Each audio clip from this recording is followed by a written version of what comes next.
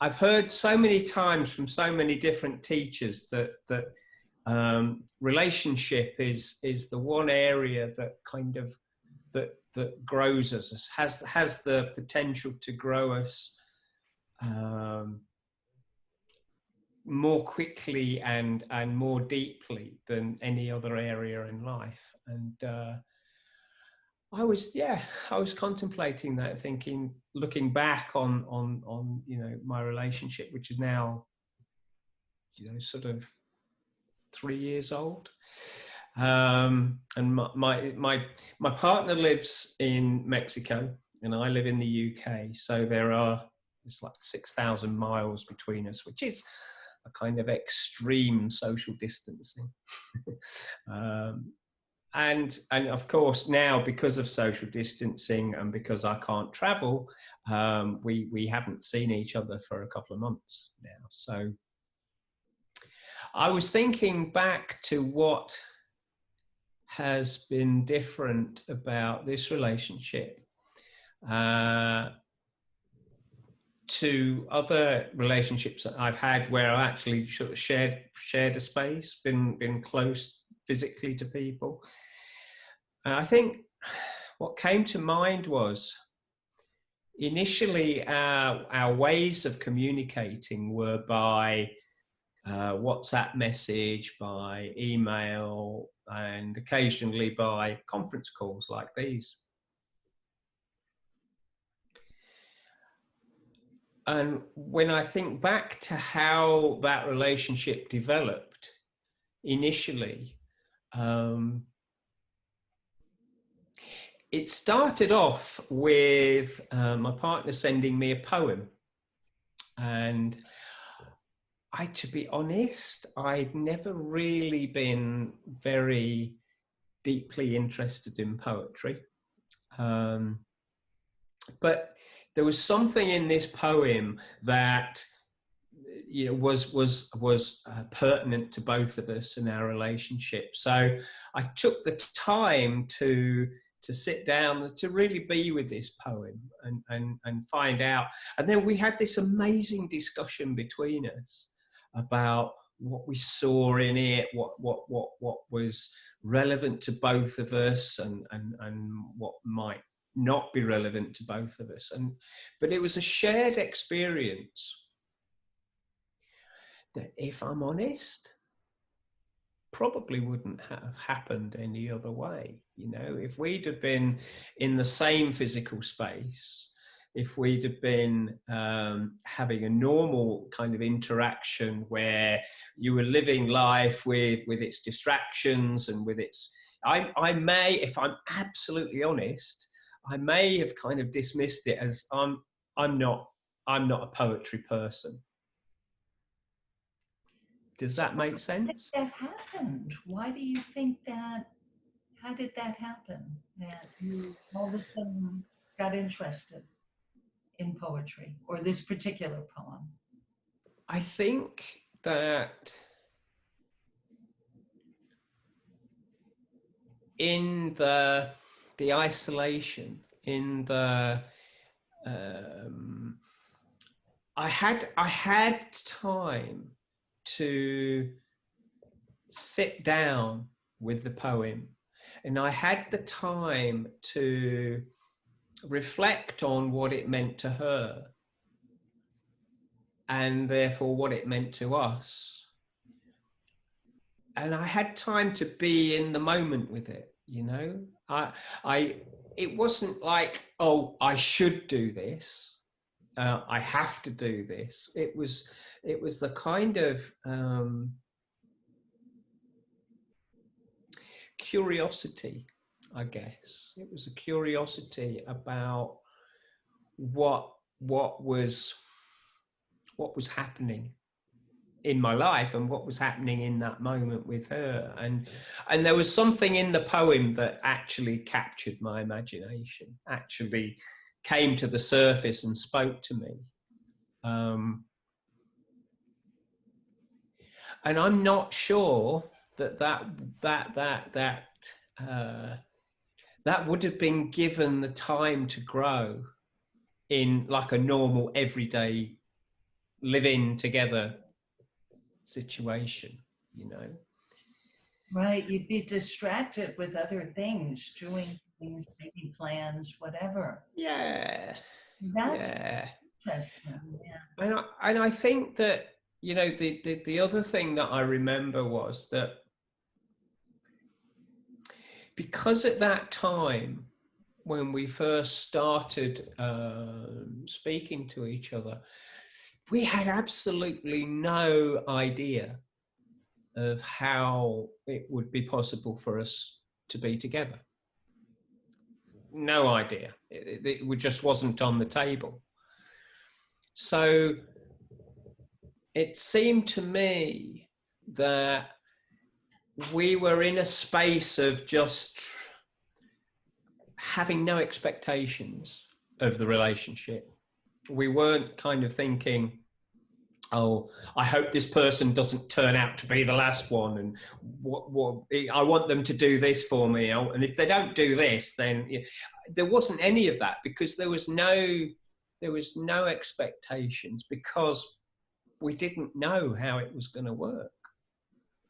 And there was a way, because we were both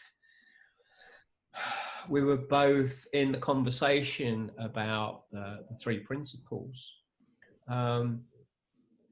There was a trust in life, in if life wanted us to happen, then it would show us the way. So being in that space of trusting meant that we weren't in the past about, oh, I hope it's not going to be the same as that, and we weren't in the future as much as, well, if this doesn't turn out, then that's it. If this doesn't happen, then we were kind of forced to be more in the moment, I think. And so we would message each other with things like poetry, and we would message each other with photographs that kind of stirred our souls, you know. So it could be art, it could be a quotation, it could be we go out for walks, maybe not together, but as a way of being together, we would take photographs of things that meant something. You Yeah. know, look at this sunrise, or look at this flower, and we'd message that. So it was a way of being in the moment together without being together. And it was so beautiful. It is so beautiful, you know. Yeah. You got And to share what was meaningful to each yeah, of you, yeah, which maybe would not have happened. I loved what you said, that stuff may not have even happened if you were in the same town and able to see one another. It may not have gone to that depth yeah. so easily. So easily. I'm absolutely convinced of that. I've never had a relationship like it before, where there was so much intimacy, moment to moment, you know, in ideas, in learning, in exploring, in kind of being with each other, much more than we would have been physically together. You know, I can't really explain it very well, but it was magical. It is magical, you know. And when we did eventually get together, it was not like we hadn't been together. Do you know what I mean? It was It was like already. we kind of knew everything that was going on in our lives. We knew, you know, we had so much to talk about, so much that to explore, you know, that we'd started exploring. It wasn't just poetry, you know, we would share books, and we would share videos, and we would share music, because I'm a musician. So that was my thing. And we found such common ground in those areas that, yeah, we may not have found if we hadn't have had the time and the space to do it. Yeah, I love that. It's just such a great example for people, especially now, and even beyond this social distancing time, because I think that at least my experience has been in the single world of people just have this thing that they have to get together, Yeah. that it's all about the physical. And there's so much more than physical connection. I mean, you know, knowing that we were going to be doing this, I did a little research and I Googled, I had this, I know I've heard of famous couples who got together, either, you know, like celebrities who are living in very, you know, they're filming in very different parts of the world and sometimes apart for 2 weeks. I think, you know, I read about the 2 week rule where they'd always manage to meet somewhere in the middle, but they were apart for 2 weeks. But even people who first met throughout history, that it would begin with letter writing. Like I think I Mm-hmm. sent you one, there was a naval officer who was on a ship for a long time. And they were like pen pals. They never expected that it would wind up being a marriage and a family out of that. They were just enjoying letter writing. Letter writing. It seems like that's a lost art to me. You know, people don't like writing. They don't really like emailing or texting, but I think that could be such a rich experience, like you Yeah. found. Yeah. Well, yeah, exactly. And I'll tell you, for me, you know, my partner's life and her culture and her upbringing, her education is just so different to mine. We, you know, we may never have sort of got together if we had been physically together, because it seemed that there was such a clash, you know. But you know, I honestly, I thank God, because she taught me so much, you know.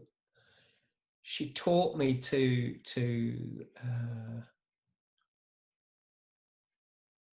hear beauty through poetry. She taught me how amazing the Latin American culture is, and the history. And she taught me about, you know, about dance. She taught me about